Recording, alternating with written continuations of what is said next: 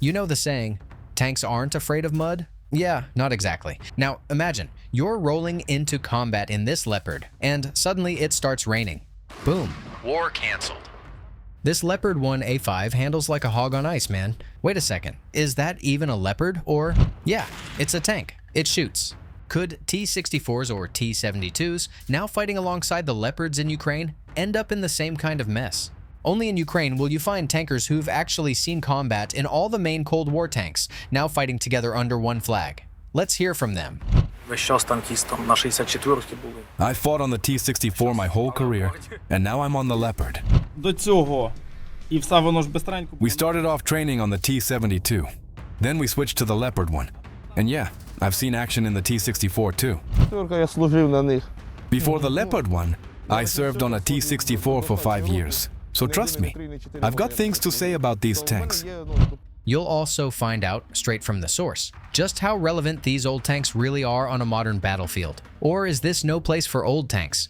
Help us reach more people and create even more content by hitting the like button and subscribing to the channel. Here we go. This Leopard 1A5 is confidently moving out for a combat mission on a regular paved road. Then it turns off onto dirt, still holding up just fine.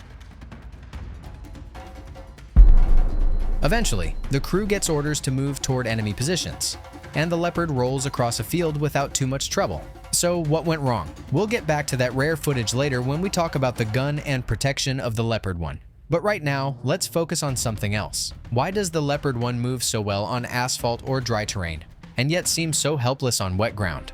Let's hear it from the operators themselves. Look, we've got rubber pads on our tracks. That's to keep us from tearing up roads. Thanks to those pads, the tank handles really well on asphalt. Way better than Soviet tanks. But on dirt, it slips. Sometimes we can't even roll out on a mission because the tracks just keep sliding.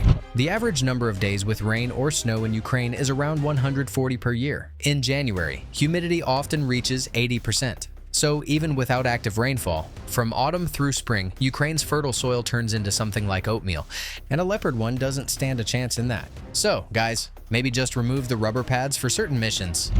Як він зараз не просідає? If you take them off, the tracks wear down really fast. That's a problem. But what about the T-64 and T-72? Take a look. This isn't a cutscene from World of Tanks, it's the real deal. A Ukrainian T-72 storms into a mining village, not via the main highway, but through the outskirts, where there's never been pavement. It charges forward confidently, even though the ground under its tracks is a mix of wet snow and mud. And that's not even the worst battlefield sludge. Now, here's a Ukrainian T-72. It plows straight through to Russian positions in total mud hell. It maneuvers, opens fire point blank on enemy bunkers, dodges an anti-tank shot, and flattens trenches into the earth. Watch what it does. The mud's waist deep, and the T-72 still pulls itself out with confidence. Hard to imagine a Leopard 1 doing that. And in these shots, a Ukrainian T-64 tank drives out to a firing position across a plowed field, saturated with snow and rain. And what do you think?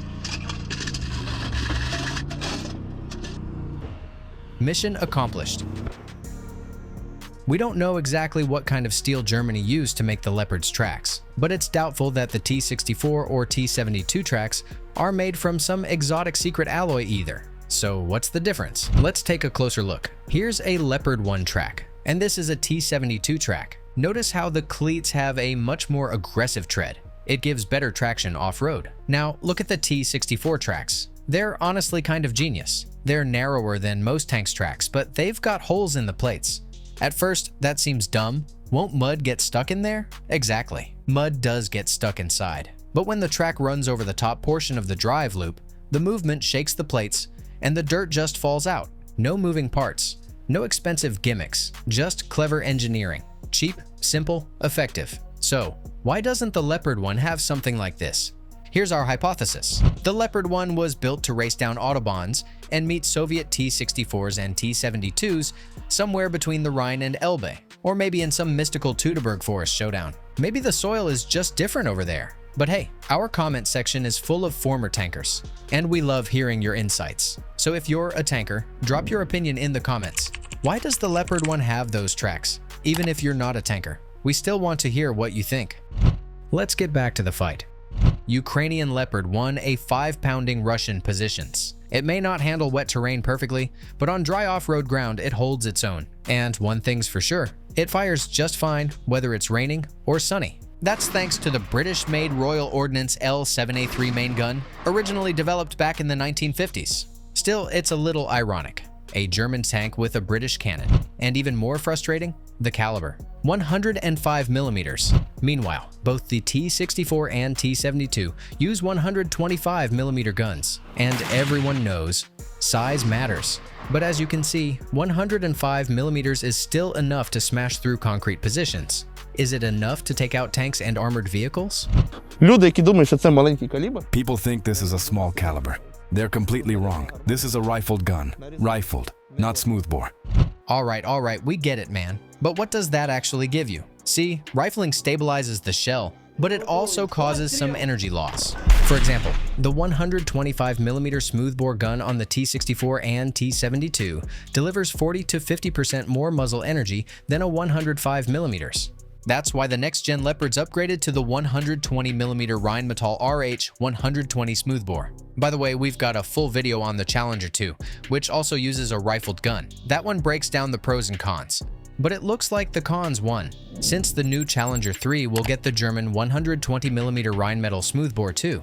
So the old debate to twist or not to twist seems to be settled. Still, the rifled gun on the Leopard 1 shouldn't be written off just yet. It was built for precision and consistent trajectory.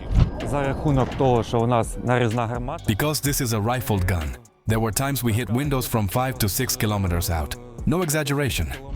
This is hands down one of the most successful tank guns of the 20th century. Rifling spins the shell, giving it that tight, stable flight. That's why tank crews talk about it with genuine respect. The only thing better than a Royal Ordnance gun is another Royal Ordnance gun. And there's more. The Leopard 1A5 comes with ночник суперовий. Да? Да. На практиці. A night sight so good, I don't even have words. Just phenomenal. plus a laser rangefinder, dual-axis stabilizer, and a ballistic computer. That's what makes the Leopard 1A5 quick and lethal in combat. Відпрацюєш, тим тобі краще. The faster you shoot, the better. We can fire 13 rounds in 2 minutes and then get out. Відповідно, тут у них бліндаж, окоп. Look, the enemy positions were here, trenches and bunkers. We engaged them for exactly 3 minutes. Even though the range was 2,100 meters, our spread was excellent, 20 meters between hits. So, yeah, the Leopard 1A5's fire control system lets this old German tank stay a predator even now, even in tough conditions. In fact, it was so good that it carried over into the next generation, the Leopard 2. But what about the T-64 and T-72? Це ж трохи сложніше, да, попасть. Way harder to hit with the T-64. No electronics, worse optics, much worse.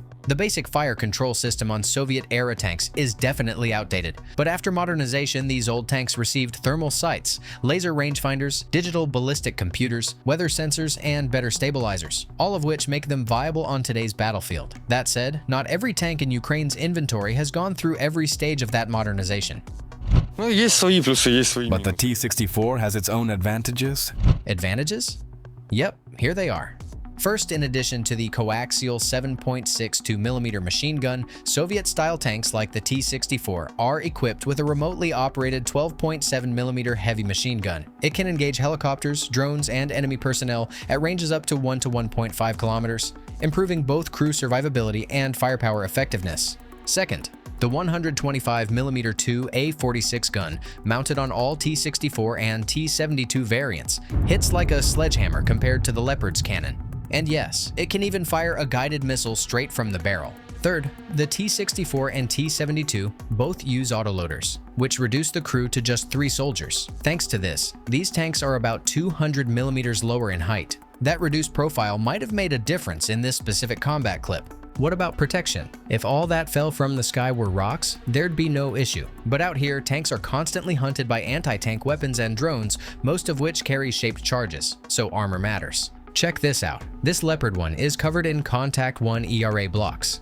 Сказав, що машина досить I'd захищена. say the tank's pretty well protected now.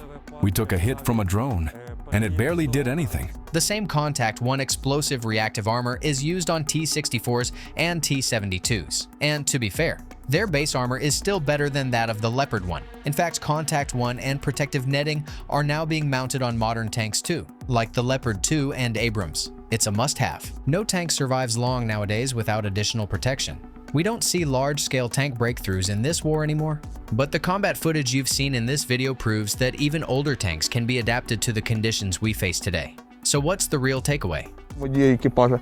Якщо The most important thing is crew coordination.